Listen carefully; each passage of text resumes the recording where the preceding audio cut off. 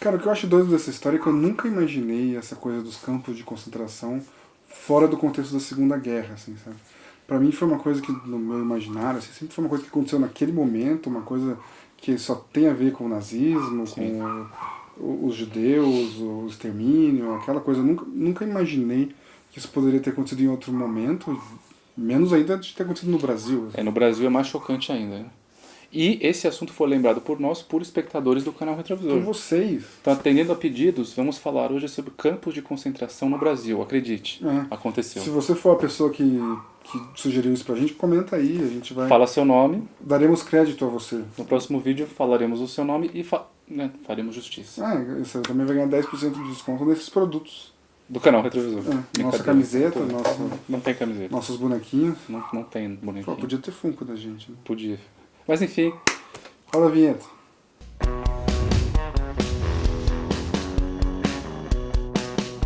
Olá, povo brasileiro, eu sou o Murilo eu sou o Bié, e esse é o Retrovisor, o seu canal de história no YouTube. seu. Tá bom, Bia, mas que história é essa de campo de concentração no Brasil? Isso teve de verdade? Teve e não teve apenas um, Não, só... nem apenas dois. Teve pelo menos 3 tipos de campo de concentração no Brasil. Meu Deus.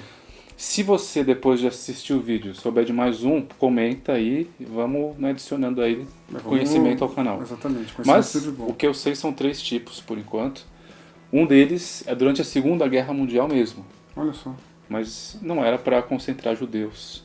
Era para concentrar justamente alemães, italianos e japoneses, Que loucura, bicho. que estavam contra o Brasil, os Estados Unidos, contra os aliados na guerra.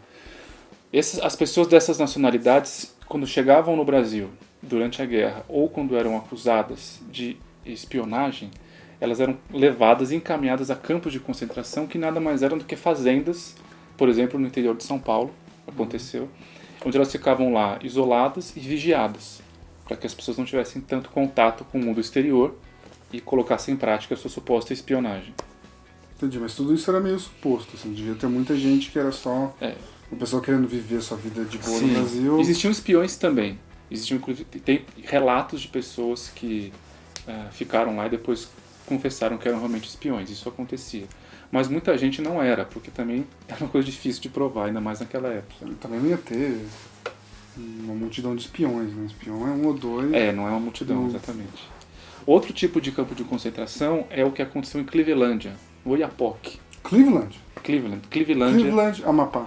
no Oiapoque, norte do Brasil, para onde o presidente Arthur Bernardes, durante seu governo dos anos 20, desterrava prisioneiros que ele considerava perigosos e presos políticos, exclusivamente anarquistas, que era um movimento que crescia no Brasil. Ele mandava para lá para evitar que aqui eles ganhassem habeas corpus, enfim, isolava no lugar mais isolado possível do Brasil e, enfim, concentrava as pessoas lá. E presos políticos não era algo que poderia ser feito, né? Então, era meio por baixo dos panos, embora sempre tivesse uma maquiagem legal, mas o que acontecia lá, você imagina o campo de concentração no Oiapoque, se eles respeitavam de fato Alguma lei, direitos humanos. Sim.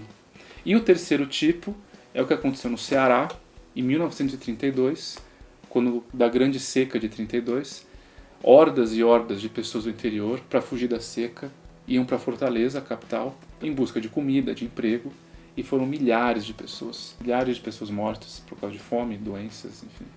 Tá, mas desses aí, qual que foi o mais barra pesada, assim, que pegou mal mesmo? Então, o número de pessoas, com certeza, foi o do Ceará. E matou mais gente, sem dúvida nenhuma. Então, acho que a gente pode falar sobre ele nesse vídeo. E em outro vídeo, mais especificamente, falar sobre os outros dois, que rende assunto ainda. Ah, sim, com certeza. Mas então como funcionava? O pessoal estava lá vivendo sua vida no sertão, chegou essa seca, o pessoal fugiu para a capital. Exatamente. Já tinha havido uma grande seca em 77, mas o êxodo para a capital não foi tão grande por causa do transporte. Não existiam linhas férreas para levar todo mundo para Fortaleza. E em 15 houve uma outra grande seca, e aí já havia linhas férreas. E foi criado o primeiro campo de concentração para isso, em Alagadiço, na cidade de Fortaleza mesmo, e não deu certo, foi um desastre humanitário também.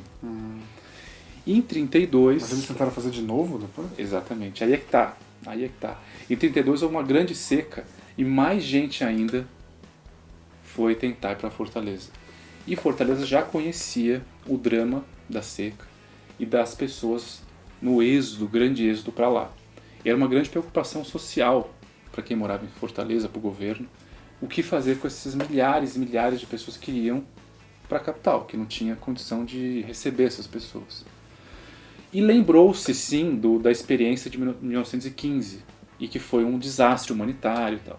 Mas em 1932, quando começou a surgir a ideia de criar campos para conter essas pessoas, lembrou-se de 15 e falou, realmente naquela época foi um desastre humanitário, houve mortes, relatos dos mais tristes, mas eles achavam que em 1932 estavam mais prontos, que o estágio civilizatório estava mais preparado para concentrar essas pessoas, abrigá-las e assisti-las de forma mais humanitária, de forma que respeitasse mais a civilização.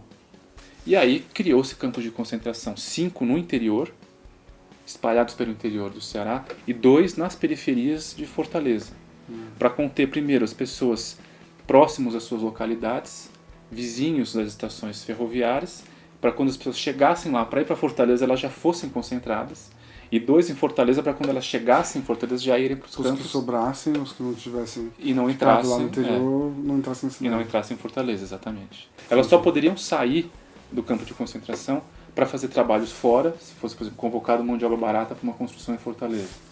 Ou se fosse transferido para outro campo de concentração. Fora isso, impossível sair dali. Bom, mas imagino que algo feito pelo governo do Ceará não pode ter sido mal feito. Então, quando chegaram as pessoas lá no campo de concentração, todo mundo foi bem atendido, bem colocado, estava todo mundo confortável lá no lugar. Só que não. Não? Primeiro que os campos de concentração não estavam preparados para o número de pessoas que chegou. Porque assim, infelizmente, é o histórico brasileiro. Prepararam... É sempre aquela coisa, né? Você chama, vem aqui em casa, tal, não sei o que lá. Sempre chega, a pessoa vem com... Você tem 3 cadeiras e 10 15 convidados. pessoas. Né? O fato é, campos de concentração preparados para 5 mil pessoas tiveram que lidar com 20 mil, com 30 mil. E 2 meses depois que começaram os campos de concentração, você tinha, por exemplo, o campo de Senador Pompeu, que até então era o maior, com 26 mil pessoas. Nossa. E cabia 5 mil. Mais ou menos 5 mil, um pouco mais do que isso.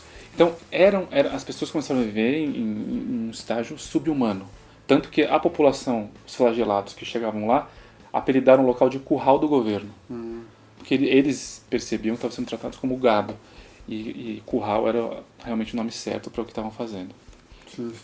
E aí eles jogavam, de um lado, solteiros, de outro, famílias e viúvas. Porque eles também queriam prezar pelo bom comportamento moral das pessoas. Mas havia problema de alimentação, problemas gravíssimos de alimentação. Faltava comida, pessoas morriam de fome. A higiene, você pode imaginar, não era das melhores. As pessoas morriam por doenças, por exemplo, sarampo. Pessoas morriam de sarampo. Eu nem vacino do sarampo, eu estou vacina. Eu já tomei, você não tomou? Jesus, mano. Eu tô Eu tomei lá quando era criança. Mas desde daquela época... Já tinha sarampo desde aquela época. Já. Não é de hoje. Em um ano, por exemplo, você pega um exemplo do campo de concentração na cidade de Ipu. Em um ano morreram 1.000 pessoas.